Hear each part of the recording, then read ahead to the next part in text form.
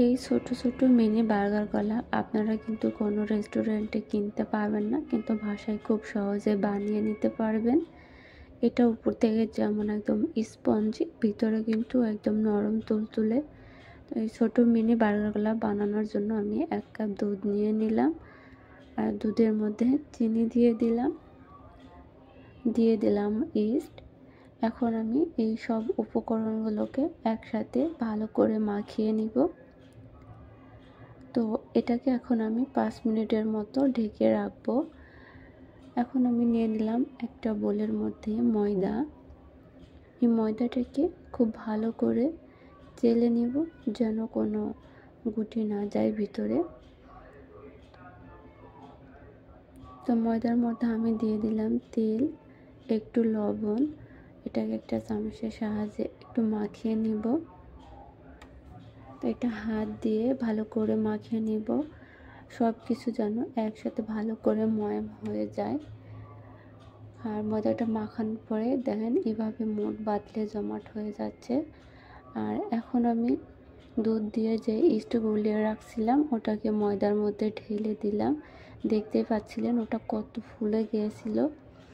তো এখন আমি ভালো করে ময়দাটাকে অনেক সময় ধরে মুছে নেব।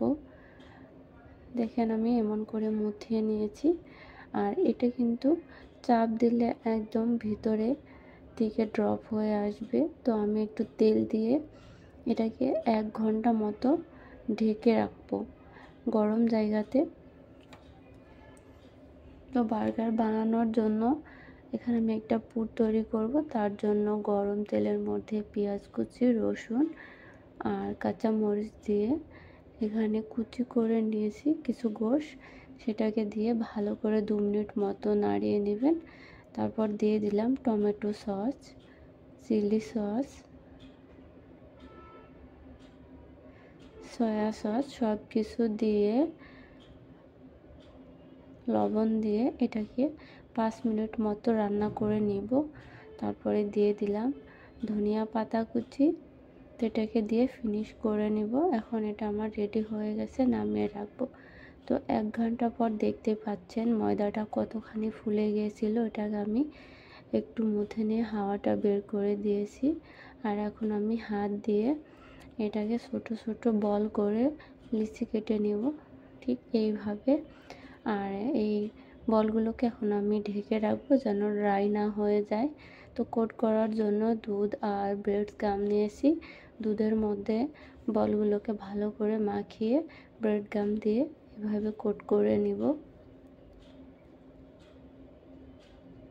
তো আমি সবগুলো একইভাবে কোট করে নিয়েছি আর কড়াইতে তেলও গরম করে নিয়েছি। এখন সবগুলো বল আমি এপাশ ওপাশ করে ভালো করে ভেজে নেব। একটু নর্মাল রেখে ভাজবেন, এটা যেন আবার পুড়ে না যায় আর ভিতরে আবার কাঁচা থাকবে। তো দেখতে পাচ্ছেন আমার মিনি বার্গারগুলো দেখতে কত সুন্দর হয়েছে, একদম উপর থেকে নরম। তো এটাকে আমি ছুরির মাধ্যমে এক সাইডে একটু জায়গা রেখে মাঝখান দিয়ে কেটে নিব। আর দিয়ে দিলাম লেটুস পাতা, গোশ আর ধনিয়া পাতা, টমেটো। ঠিক এভাবে দিয়ে আমি বার্গারটাকে সাজিয়ে নিলাম। তো দেখতেই পাচ্ছেন ছোট মিনি বার্গারগুলো দেখতে কতটা সুন্দর হয়েছে।